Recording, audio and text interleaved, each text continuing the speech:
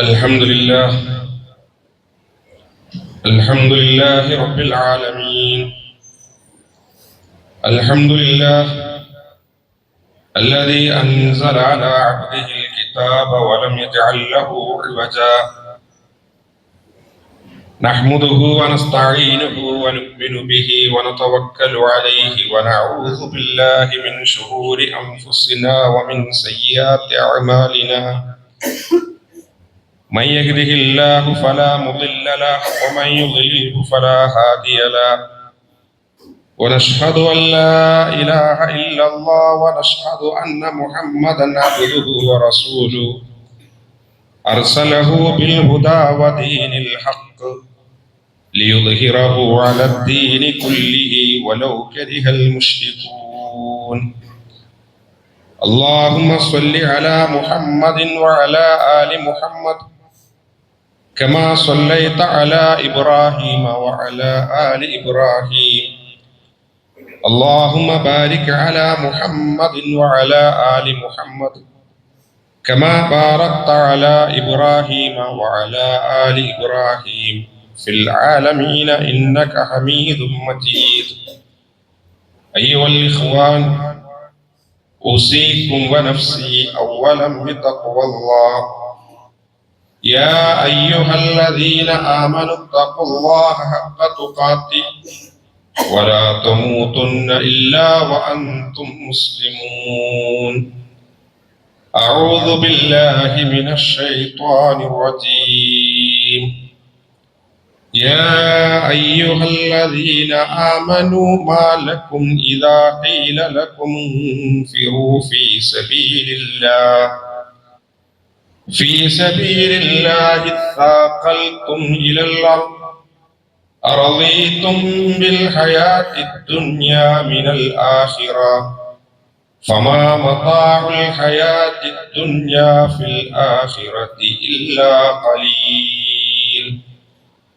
إلا تنفروا يعذبكم عذابا أليما ويستبدل قوما غيركم ولا تضروه شيئا والله على كل شيء قدير. صدق الله العلي العظيم. പ്രേമുള്ള സത്യവിശ്വാസികളായ സഹോദരന്മാരെ, സഹോദരികളെ,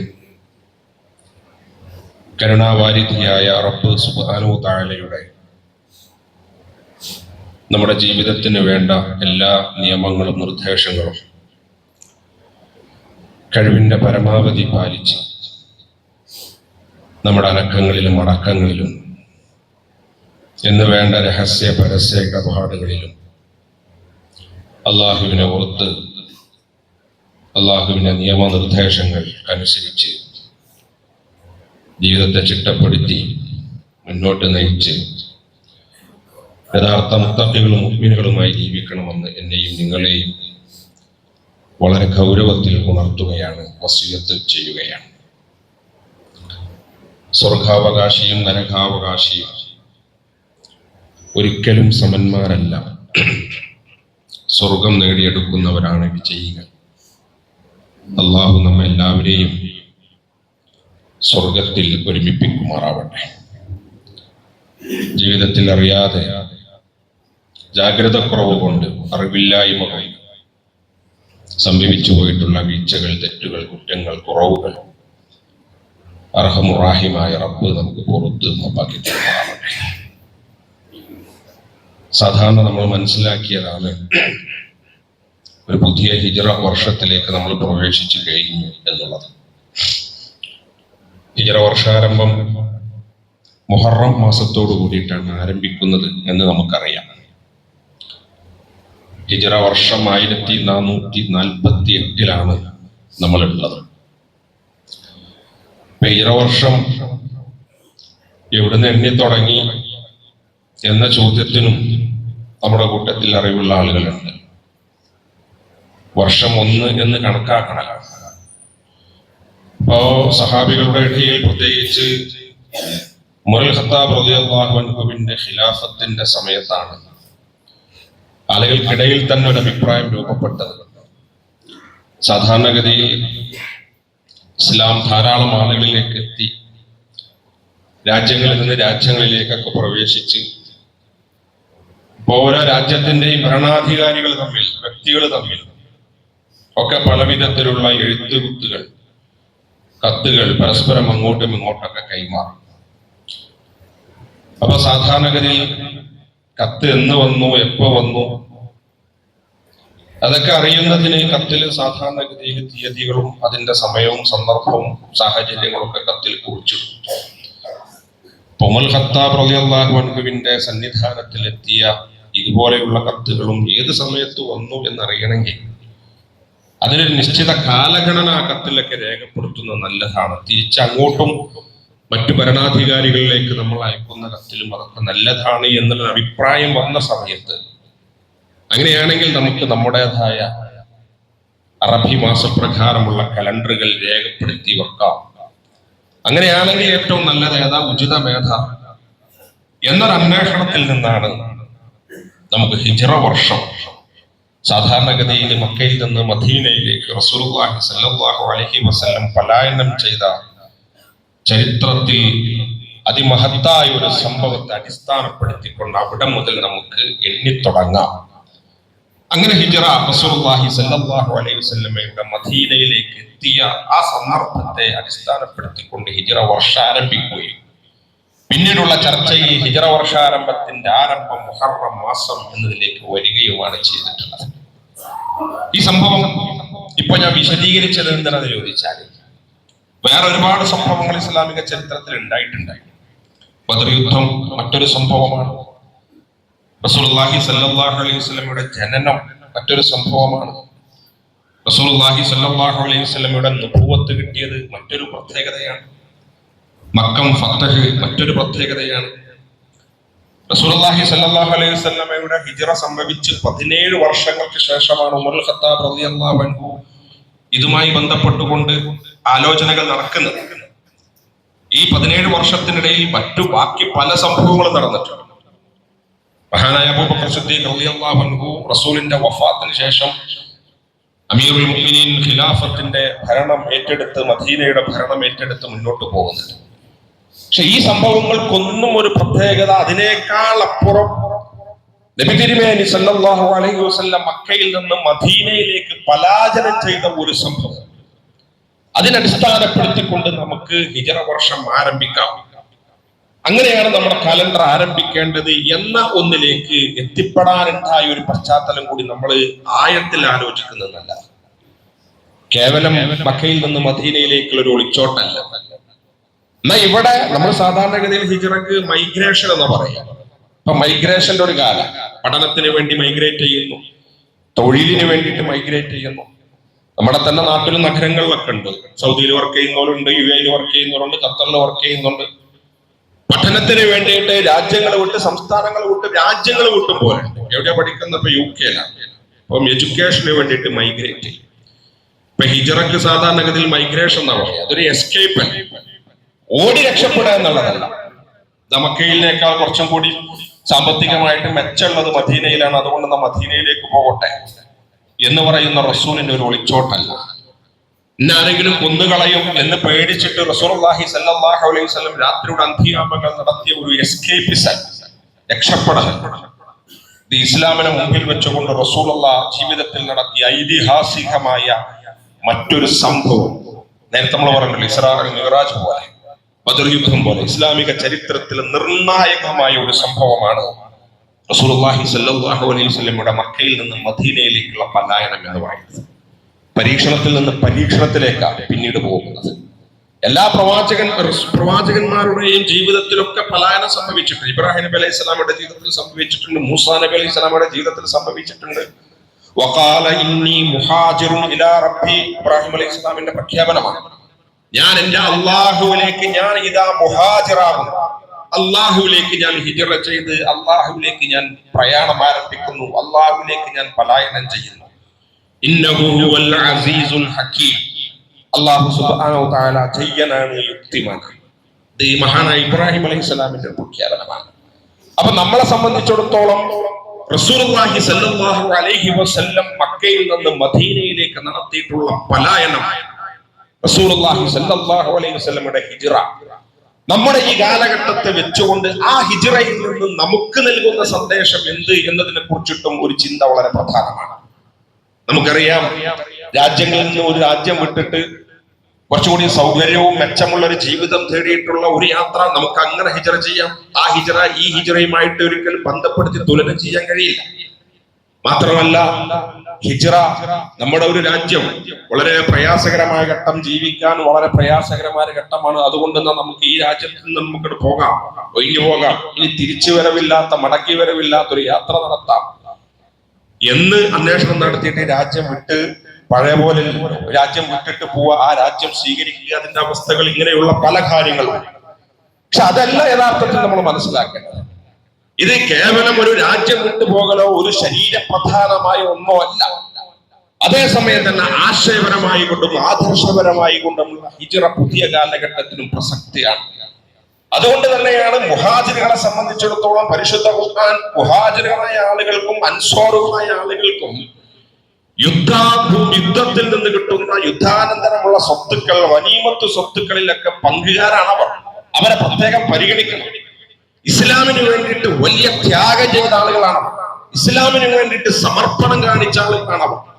അതുകൊണ്ട് തന്നെ മുഹാജിറുകൾക്ക് യുദ്ധത്തിന് ശേഷമുള്ള യുദ്ധത്തിന്റെ സമ്പത്തിൽ നിന്നുള്ള വിഹിതം നൽകണം എന്ന് പരിശുദ്ധ ഖുർആൻ ഉണർത്തുന്നത് നമുക്ക് കാണാൻ കഴിയും.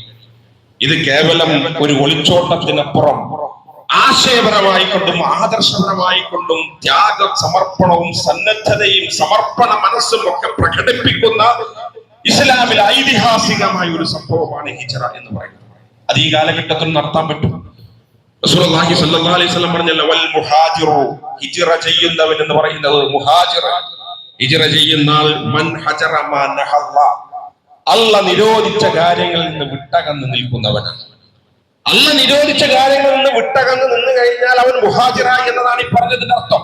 അപ്പൊ ജീവിതത്തിൽ പല പ്രതിസന്ധികളും പ്രയാസങ്ങളും വരും, പരീക്ഷണങ്ങളും വരും.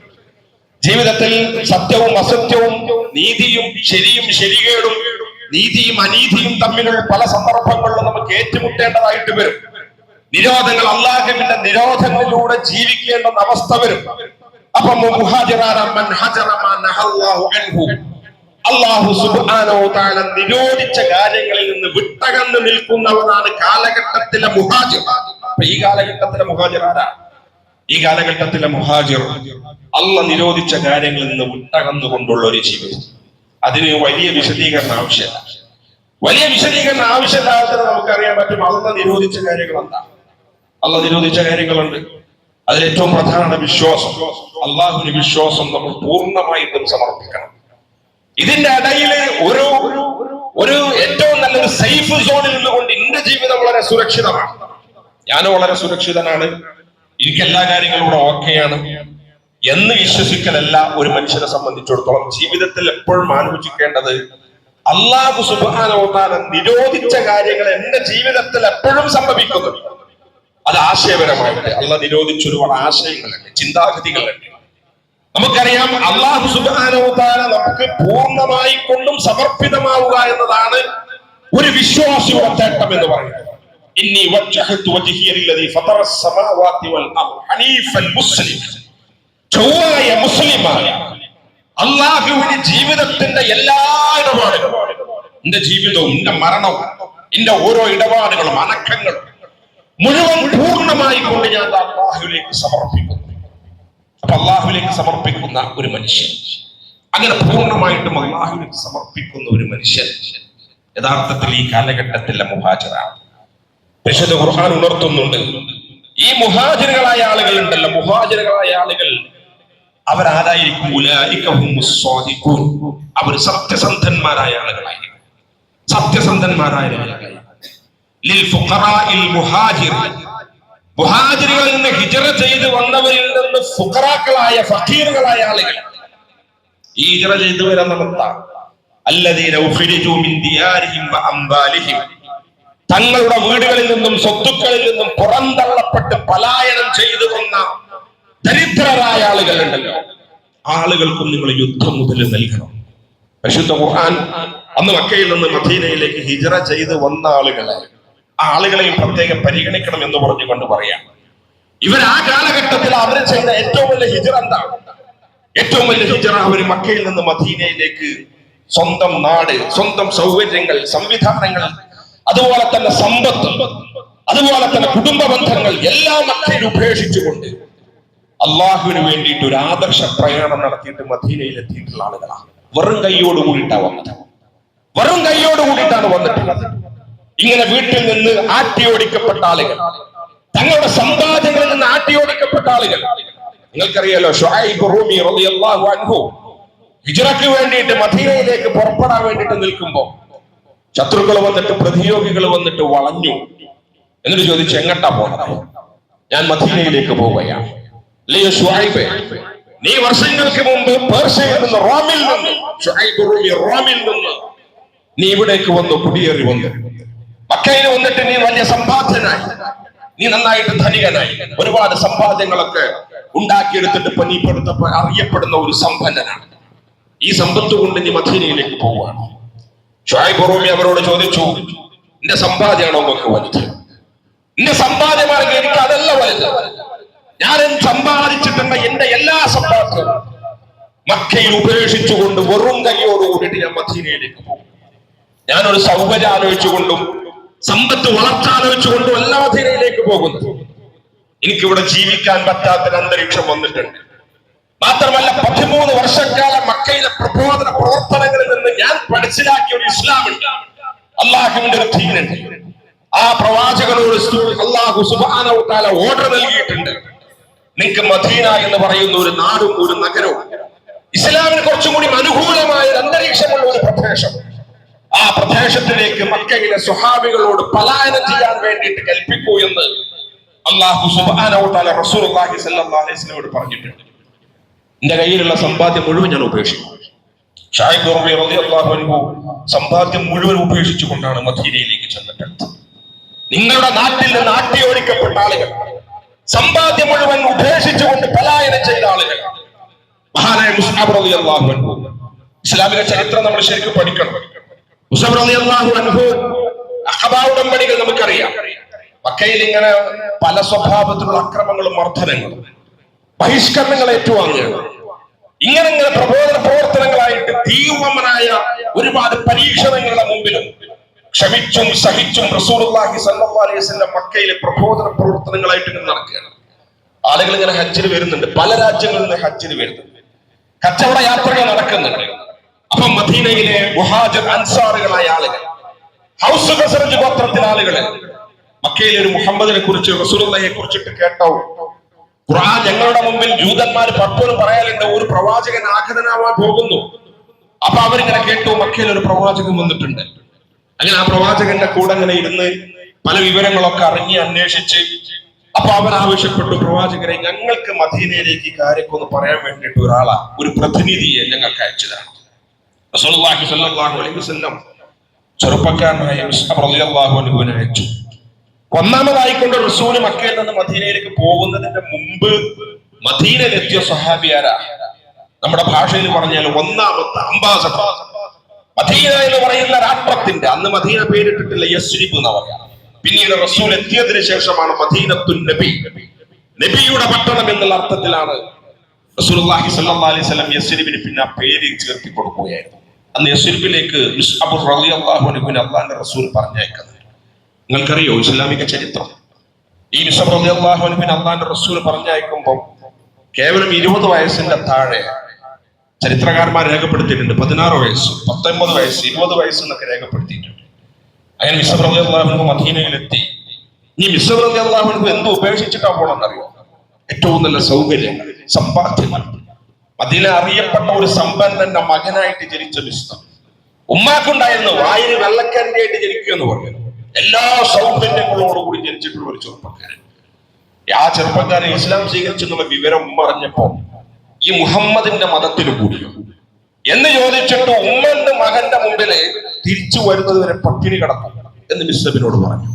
മുസ്അബ് നിന്നെ പോറ്റി, എല്ലാ സൗകര്യവും തന്നില്ലേ, മദീനയിലെ മക്കയിലെ സ്ത്രീകൾ ആലോചിച്ചത് ഞങ്ങൾക്ക് വിവാഹം കഴിക്കുകയാണെങ്കിൽ ഞങ്ങൾ മിസ്അബിന് വിവാഹം കഴിക്കണം. അത്രയും സൗന്ദര്യം, അത്രയും സൗകര്യം.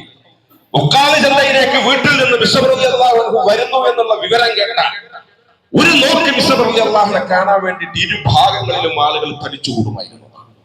മിസ്അബ് റളിയല്ലാഹു അൻഹു സഞ്ചരിച്ചിരുന്ന വാഹനം, അതായത് കുതിരയെ ഒട്ടവാകിട്ട് പ്രത്യേകമായി കൊണ്ട് മക്കയിലേക്ക് വരുത്തിച്ച വാഹനം, മിസ്അബ് റളിയല്ലാഹു അൻഹു ധരിച്ച വസ്ത്രം, അന്ന് ആ മക്കയിലെ പരിസരങ്ങളിൽ ഇതുവരെ ഒരാളും ധരിക്കാത്ത വസ്ത്രം, പേർഷ്യയിൽ നിന്നും റോമിൽ നിന്നും പ്രത്യേകം ഇറക്കുമതി ചെയ്ത വസ്ത്രം. മിസ്അബ് റളിയല്ലാഹു അൻഹു അങ്ങനെ ജീവിച്ച് സൗകര്യത്തിൽ, അത്യാധുനികമായ സൗകര്യങ്ങളിൽ ജീവിച്ച ഒരു കുടുംബത്തിലെ പ്രതിനിധിയെ റസൂലുള്ളാഹി മിസ്അബ് താങ്കളെ യസ്രിബിലേക്ക് പോവാം. 2 വർഷം അവിടെ. 2 വർഷം കഴിഞ്ഞ് അങ്ങനെ റസൂലുള്ളാഹി സ്വല്ലല്ലാഹു അലൈഹി വസല്ലമക്ക് വരാൻ പറ്റുന്ന പാകത്തിൽ മദീനയെ മിസ്അബ് റളിയല്ലാഹു അൻഹു ഒരുക്കി. അങ്ങനെ ഒരുക്കിയിട്ട് റസൂലുള്ളാഹി സ്വല്ലല്ലാഹു അലൈഹി വസല്ലം മദീനയിലെത്തി. മദീനയിലെത്തിയിട്ട് പിന്നെ പള്ളി ഉണ്ടാക്കി. നമുക്കറിയാം മസ്ജിദ് ഖുബ. ഒന്നാമത് മദീന എത്തുന്നതിന്റെ മുമ്പ് റസൂൽ പണിതതാ, മാർക്കറ്റ് പണിതു. മദീന എത്തിയോട് കൂടിയിട്ട് തന്നെ പിന്നെ മാർക്കറ്റ് പണിതു.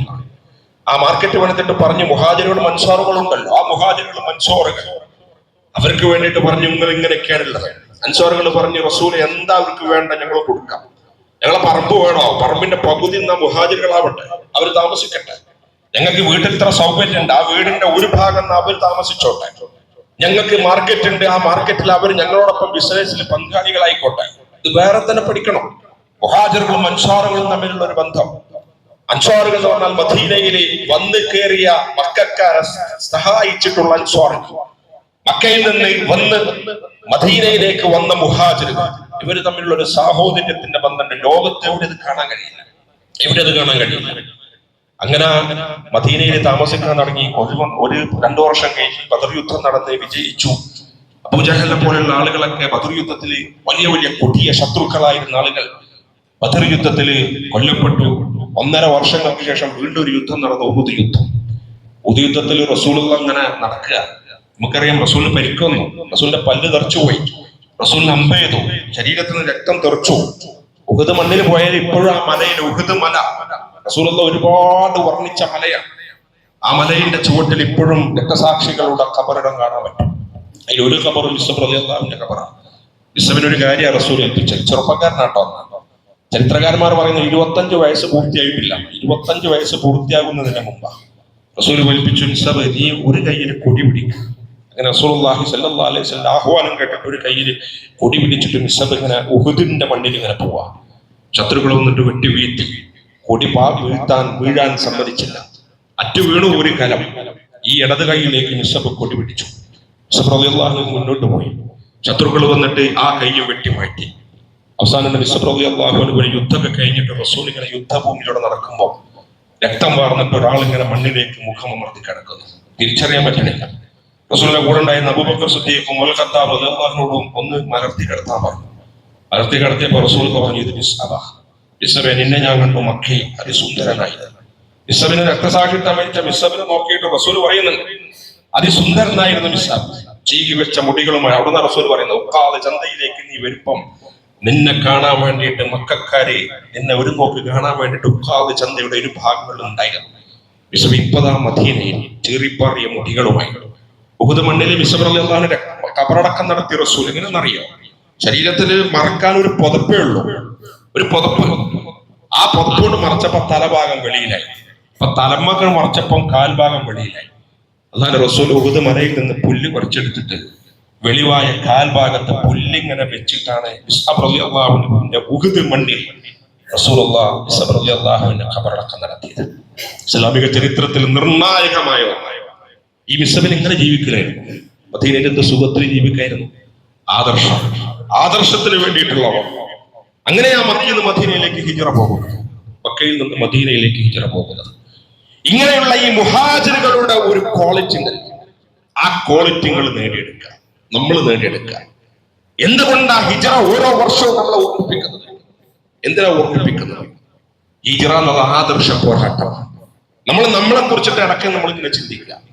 ഇസ്ലാമിനെ വെച്ചിട്ട് ഇസ്ലാമിന്റെ ഹൃദയത്തിൽ എത്രയുള്ളത്? ഇസ്ലാമിന്റെ കൂടെ തന്നെ വേറെ കുറെ ആശയങ്ങൾ കടന്നു വന്നിട്ടുണ്ട്. നമ്മളിങ്ങനെ ഒരു സേഫ് സോണിൽ ഇങ്ങനെ നിൽക്കുകയാണ്, സേഫ് സോണിൽ നിൽക്കുകയാണ്. ലിൽഫുഖറാഇൽ മുഹാജിരീന അല്ലദീന ഉഖ്രിജൂ മിൻ ദിയാരിഹിം വഅംവാലിഹിം. ഇങ്ങനെ സമ്പത്ത് കൊണ്ടും വീട്ടിൽ നിന്നൊക്കെ ആട്ടിപ്പുറത്താക്കപ്പെട്ട ഈ മുഹാജിറുകളായ ആളുകളുണ്ട്. ഒന്നാമത്തെ ക്വാളിറ്റി എന്താണ്? യബ്തഗൂന ഫളലൻ മിനല്ലാഹി വറിദ്വാന. അവരുടെ ഒന്നാമത്തെ ക്വാളിറ്റി എന്ന് പറയുന്നത് അവർ അല്ലാഹുവിന്റെ ഫളൽ ആഗ്രഹിച്ചിട്ട് ഭൂമിയിൽ ജീവിക്കും, അല്ലാഹുവിന്റെ ഔദാര്യം ആഗ്രഹിച്ച് ജീവിക്കും. എന്ന് മാത്രമല്ല വറിദ്വാന, തൃപ്തിയും പ്രീതിയും, ഹൃദയം നിറയെ അല്ലാഹ്. ഇതാ മുഹാജിറുടെ ഒന്നാമത്തെ ക്വാളിറ്റി, ഹൃദയം നിറയെ അല്ലാഹ്. രണ്ടാമത്തെ ക്വാളിറ്റി എന്താ? വയൻസുറൂനല്ലാഹ വറസൂല. അല്ലാഹുവിനെ സഹായിക്കും, റസൂലിനെ സഹായിക്കും. ഏത് പ്രതിസന്ധി ഘട്ടത്തിലും അല്ലാഹും റസൂലും, അല്ലാഹും റസൂലും, അല്ലാഹുവിന്റെ ദീനും റസൂലുള്ളാഹി സ്വല്ലല്ലാഹു അലൈഹി വസല്ലം. ഇതാണ് മുഹാജിറുടെ ഏറ്റവും വലിയ ക്വാളിറ്റി. നമ്മൾ ആലോചിക്കുക, അവിടേക്ക് നമ്മൾ എത്തിയിട്ടുണ്ട് ഉണ്ടെങ്കിൽ ഈ കാലഘട്ടത്തിലെ മുഹാജിറാണ് നമ്മൾ. ഇനി രാജ്യം വിട്ടുപോണ്ട, പ്രദേശം വിട്ടുപോണ്ട, എന്റെ ഹൃദയം നിറയെ അല്ലാഹ്. നിങ്ങൾ സേഫ് സോണിൽ നിൽക്കുകയാണെങ്കിൽ, തബൂക്ക് യുദ്ധത്തിന്റെ സമയത്തുണ്ടല്ലോ, വിശ്വാസികളെ പരീക്ഷിക്കുന്ന പല സന്ദർഭം വരും. ചിലപ്പോ യുദ്ധാവും, ജിഹാദാവും, ചില പ്രതിസന്ധികളാവും, പല സന്ദർഭങ്ങൾ ഇങ്ങനെ കടന്നു വരും. അങ്ങനെ തബൂക്ക് യുദ്ധത്തിന്റെ സന്ദർഭത്തിൽ അള്ളാഹുവിന്റെ റസൂൽ യുദ്ധത്തിന് പുറപ്പെടാൻ വേണ്ടി പറഞ്ഞപ്പോ ഒന്ന് രണ്ട് സഹാബികൾക്ക് കുറച്ച് അസ്വസ്ഥത ഉണ്ടായി. കാരണം തബൂക്ക് യുദ്ധം നല്ല ചൂടുള്ള കാലമാണ്. ചൂടുള്ള കാലത്ത് ഇങ്ങനെ ഞങ്ങൾ ഇപ്പോഴും ഇറങ്ങിയാൽ ഞങ്ങളെ ഈത്തപ്പഴ തോട്ടുണ്ട്, പറമ്പ് ഇങ്ങനെ ഇങ്ങനെ അങ്ങനെ പഴുത്തിങ്ങനെ ഈത്തപ്പഴം ഇങ്ങനെ പറിക്കാൻ വേണ്ടി പാകായി നിൽക്കുന്ന ഒരു ഘട്ടം. ആ ഘട്ടത്തിൽ ഇപ്പാണ് അള്ളാഹുവിന്റെ റസൂൽ തബൂക്കിലേക്ക് പുറപ്പെടാൻ പറഞ്ഞത്. തബൂക്കിലേക്ക് പുറപ്പെടാൻ പറഞ്ഞത് ഒരു പറഞ്ഞു, നിങ്ങൾ നടന്നു പോയിക്കോ, ഞങ്ങൾ കുറച്ച് പൈസക്കാരായതുകൊണ്ട് ഞങ്ങളുടെ കയ്യിൽ എന്തുണ്ട്, നല്ല ഒന്നാം തരം മേത്തരം വാഹനം, സഞ്ചരിക്കാൻ പറ്റുന്ന നല്ല കുതിരണ്ട്. നിങ്ങളിപ്പോ നിന്നിപ്പോൾ പുറപ്പെട്ടാലും നടന്നല്ല നിങ്ങൾ പോണത് തബൂക്ക്. മദീനയിൽ നിന്ന് തബൂക്കുള്ള ദൂരം കണക്കാക്കിയാൽ മതി. നിങ്ങൾ അടുത്തുമ്പോഴേക്കും നിങ്ങളെ പിന്നിൽ ഞങ്ങൾ ഒട്ടകത്ത് കയറിയിട്ട് ഞങ്ങൾ അടുത്തും. അപ്പോഴേക്കും ഞങ്ങളെ പറമ്പെന്ന് ഞങ്ങളെ ഈത്തപ്പഴൊക്കെ ഞങ്ങൾ പറിച്ചിട്ട് ഞങ്ങളപ്പോ നിന്ന് നോക്കും. സത്യം പറഞ്ഞ ഇവർക്ക് ഇങ്ങനെ നീട്ടി നീട്ടി നീട്ടി നീട്ടി യുദ്ധത്തിൽ പങ്കെടുക്കാൻ പറ്റിയില്ല. അള്ളാഹുവിന്റെ വിളിക്ക് ഉത്തരം നൽകാൻ അവർക്ക് പറ്റിയില്ല. അള്ളാഹിന്റെ വിളിക്ക് ഉത്തരം നൽകാൻ അവർക്ക് പറ്റിയില്ല. പരിശുദ്ധ ഖുർആൻ കൈകാര്യം ചെയ്തു, യാ അയ്യുഹല്ലദീന ആമനൂ, അല്ലയോ വിശ്വാസികളെ. അഭിസംബോധന നോക്കണം, കാഫിറുകളെ നിഷേധികളല്ല, അല്ലയോ വിശ്വാസികൾ. അവിടെ ബ്രാക്കറ്റിൽ മനസ്സിലാക്കാം, സേഫ് സോണിൽ കഴിയുന്ന വിശ്വാസികളെ, സേഫ് സോണിൽ കഴിയുന്ന വിശ്വാസികളെ. മാലക്കും നിങ്ങൾക്ക് എന്താ പറ്റിയത്? നിങ്ങൾക്ക് എന്താ പറ്റിയത്? നിങ്ങൾക്ക് എന്താ ഇറങ്ങി പുറപ്പെടുമെന്ന് പറഞ്ഞു. യുദ്ധത്തിന് ഇറങ്ങി പുറപ്പെടുമെന്ന് നിങ്ങൾ പറഞ്ഞല്ലോ. ആ സമയത്ത് നിങ്ങൾക്ക് എന്താ പറ്റിയത്? നിങ്ങൾക്ക് എന്താ പറ്റിയത്? എന്നിട്ട് ഖുർആന്റെ ഒരു ചോദ്യം, സാക്കൽത്തുൽ ഭൂമിയോട് ഒട്ടിപ്പോയോ? ഭൂമിയോട് ഒട്ടിപ്പോയോ? ഭൂമിയോട് ഒട്ടിപ്പോ എന്താ പറഞ്ഞർത്ഥം? നിങ്ങൾക്ക് എന്തേ ആഖിറത്തിനേക്കാൾ ഇഹലോകായോ പ്രധാനം? അടുത്ത ചോദ്യം, അറളീതും ബിൽ ഹയാത്തി ദുനിയ വൽ ആഖിറ. അറളീതും ബിൽ ഹയാത്തി ദുനിയ മിനൽ ആഖിറ.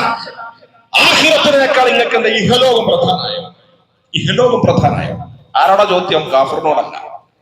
ആരോടാ ചോദ്യം? വിശ്വാസികളോട്. പള്ളിയിൽ വരുന്ന, നിസ്കരിക്കുന്ന, ജുമാക്ക് പങ്കെടുക്കുന്ന, നാട്ടിൽ മുസ്ലിമാണെന്ന് പറയുന്ന വിശ്വാസികളോട് ഖുർആന്റെ ചോദ്യം, നിങ്ങൾക്ക് എന്താ പറ്റിയത്? അറളീതും ബിൽ ഹയാത്തി ദുനിയ മിനൽ ആഖിറ. ആഖിറത്തിനേക്കാൾ നിങ്ങൾക്ക് എന്താ ഇഹലോകം പ്രധാനമായോ? നിങ്ങൾ എന്തേ ഭൂമിയിലേക്ക് ഒട്ടിപ്പോയോ? നിങ്ങൾ എന്തേ ഭൂമിയോട് ചേർന്നു?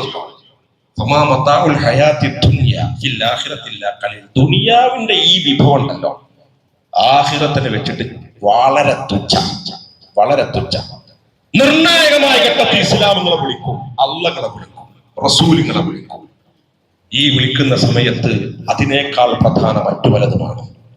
മുഹാജിറുകളായ നമ്മൾ, ഈ കാലഘട്ടത്തിലെ മുഹാജിറുകളായ നമ്മൾ, ഞാൻ പറഞ്ഞില്ലേ, യാത്ര പോവുക, രാജ്യം വിട്ടു പോകുക എന്നതിനേക്കാൾ അപ്പുറം അല്ലാഹ് വിരോധിച്ച കാര്യങ്ങളിൽ വിട്ടകന്ന് നിന്നാൽ ഈ കാലഘട്ടത്തിലെ മുഹാജിറായി.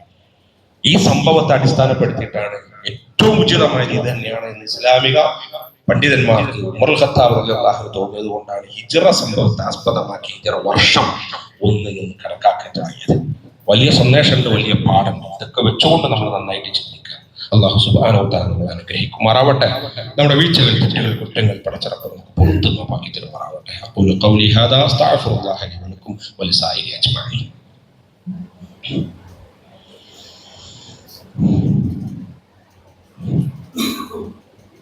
الحمد لله رب العالمين والصلاة والسلام على رسوله الأمين وعلى آله وصحبه أجمعين. يا أيها الذين آمنوا اتقوا الله حق تقاته ولا تموتن إلا وأنتم مسلمون. ഒരിക്കൽ കൂടി പടച്ച റബ്ബിനെ ഓർത്ത് മുത്തഖികളായി മുഅ്മിനുകളായി ജീവിക്കണമെന്ന് എന്നെയും നിങ്ങളെയും ഒരുപോലെ വളരെ ഗൗരവത്തിൽ ഉണർത്തുകയാണ്, വസിയത്ത് ചെയ്യുകയാണ്. അല്ലാഹു സുബ്ഹാനഹു വ തആല നമ്മെല്ലാവരെയും അനുഗ്രഹിക്കുമാറാവട്ടെ.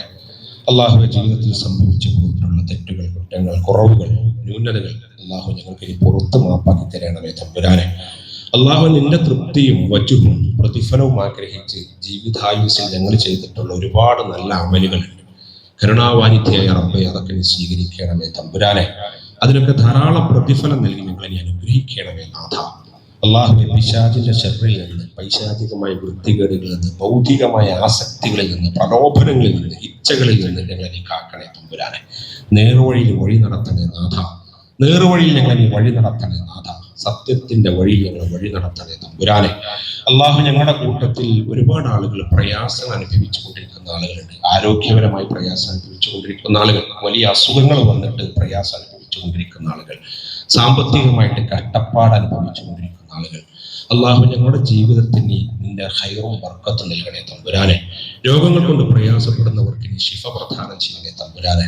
ആഫിയത്ത് നൽകണേ തമ്പുരാനെ. ദീർഘായുസ് പ്രദാനം ചെയ്യണേ തമ്പുരാനെ. അല്ലാഹു, ഞങ്ങളുടെ കൂട്ടത്തിലെ ഞങ്ങളുടെ പ്രിയപ്പെട്ട മാതാപിതാക്കൾ പലരും വാർദ്ധക്യ സഹജമായ പ്രയാസം അനുഭവിക്കുന്നവരാണ്. അല്ലാഹു, ഞങ്ങളുടെ മാതാപിതാക്കളോട് നീ കരുണ കാണിക്കണേ തമ്പുരാനെ. ദീർഘായുസ് നൽകണേ നാഥ. ആഫിയത്ത് നൽകണേ തമ്പുരാനെ. അല്ലാഹു, നിന്റെ വിളിക്ക് ഉത്തരം നൽകി ഞങ്ങളിൽ നിന്ന് നേരത്തെ പിരിഞ്ഞു പോയ പ്രിയപ്പെട്ടവർ ഉണ്ട്, ഉമ്മണ്ട്, അതുപോലെ തന്നെ ഭാര്യയുണ്ട്, ഭർത്താവുണ്ട്, മക്കളുണ്ട്. ഞങ്ങളുടെ കൂട്ടത്തിൽ ഞങ്ങൾക്ക് പരിചിതരായ ഒരുപാട് മുഖങ്ങൾ അല്ലാഹു ഞങ്ങൾക്ക് മുമ്പേ നിന്നിലേക്ക് യാത്ര പിരിഞ്ഞു പോയിട്ടുണ്ട്. ഖബറിടത്തിലാണ്. അല്ലാഹു, ഖബറിടം വിശാലമാക്കി കൊടുക്കണേ തമ്പുരാനെ. അല്ലാഹു, സ്വർഗത്തിൽ വെച്ച് അവരെ കണ്ടുമുട്ടാൻ, അവരോടൊപ്പം ഒരു സ്വർഗീയ ജീവിതം നയിക്കാൻ ഞങ്ങളെ അനുഗ്രഹിക്കണമേ തമ്പുരാനെ. അല്ലാഹു, ഞങ്ങളുടെ മക്കളെ നീ അനുഗ്രഹിക്കണമേ നാഥ. അല്ലാഹു, മക്കളെ നേർവഴിയിൽ വഴി നടത്താൻ ഞങ്ങളെ അനുഗ്രഹിക്കണമേ തമ്പുരാനെ. അല്ലാഹു, ഞങ്ങളുടെ കുടുംബത്തിൽ ഞങ്ങൾക്ക് സന്തോഷം പ്രദാനം ചെയ്യണേ തമ്പുരാനെ. കൺകുളിർമ പ്രദാനം ചെയ്യണേ തമ്പുരാനെ. അല്ലാഹുവേ, ഞങ്ങളുടെ വീട്, ഞങ്ങളുടെ വാഹനം, ഞങ്ങളുടെ വസ്ത്രം, ഞങ്ങളുടെ ഭക്ഷണം, ഞങ്ങളുടെ പാനീയങ്ങൾ, റിസ്ക്കിൽ ഞങ്ങൾക്ക് ഇനി അഭിവൃദ്ധി നൽകണേ തമ്പുരാനെ. അല്ലാഹുവേ, റിസ്ക്കിൽ ഞങ്ങൾക്ക് കൺകുളിർമ പ്രദാനം ചെയ്യണേ തമ്പുരാനെ. ഹലാലായ ഒരു ജീവിതം നയിക്കാൻ ഞങ്ങളെ അനുഗ്രഹിക്കണമേ തമ്പുരാനെ. അല്ലാഹു മഗ്ഫിർ ലിൽ മുഅ്മിനീന വൽ മുഅ്മിനാത്ത് വൽ മുസ്ലിമീന വൽ മുസ്ലിമാത്ത് അൽ അഹ്യാഇ മിൻഹും വൽ അംവാത്ത് ഇന്നക മുജീബു ദഅവാതി യാ ഖാദിൽ ഹാജാത്ത്. اللهم اجرنا من النار. اللهم اجرنا من النار.